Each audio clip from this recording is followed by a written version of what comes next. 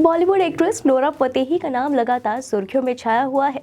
जब से 200 करोड़ रुपए की मनी लॉन्ड्रिंग मामले में उनका कनेक्शन जुड़ा है, वो कंट्रोवर्सी में घिरी हुई है। कभी उन पर आरोप लगते हैं तो कभी एक्ट्रेस की पेशी होती है। वहीं ईडी का तो यही कहना है कि एक्ट्रेस इस मामले में आरोपी नहीं बल्कि विक्टिम है। सुकेश ने नोरा को अपने जाल में फंसाने की कोशिश की थी। हालांकि सुकेश तो कुछ और ही दावा कर रहे हैं। अब इस केस में एक नया अपडेट सामने आया है। जैसा कि हाल ही में नोरा फतेही ने खुलासा किया था कि सुकेश ने उन्हें अपनी गर्लफ्रेंड बनाने के लिए एक बड़ा घर और लग्जरी लाइफस्टाइल देने का वादा किया था। वहीं अब नोरा के इस दावे पर सुकेश ने भी बयान दे दिया है।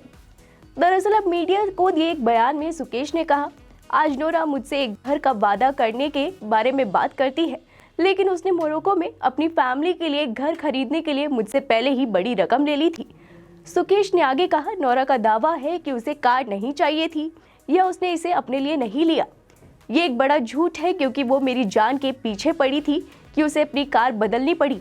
सीएलए के रूप में वो बहुत सस्ती लग रही थी, इसलिए उसकी चुनी गई कार ही मैंने उसे दी। ईडी के पास सारे स्क्रीनशॉट्स और चैट्स भी मौजूद है, इसलिए कोई झूठ नहीं है।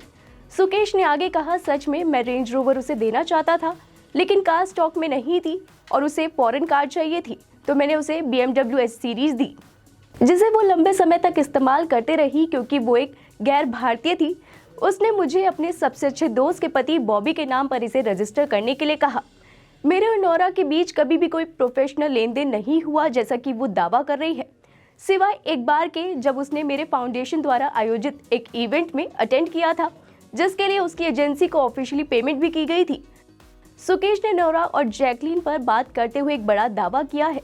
सुकेश बोले कि वो जैकलीन फर्नांडिस के साथ सीरियस रिलेशनशिप में थे। इतना ही नहीं, उन्होंने ये भी कहा है कि नोरा ही है वो जो जैकलीन से जलती है। आपको बता दें कि इन दिनों जैकलीन और नोरा के बीच कैटफाइट चल रही है। यहाँ तक कि नोरा ने जैकलीन के खिलाफ मानहानि का मुकदमा भी दर्ज करवा दिया है।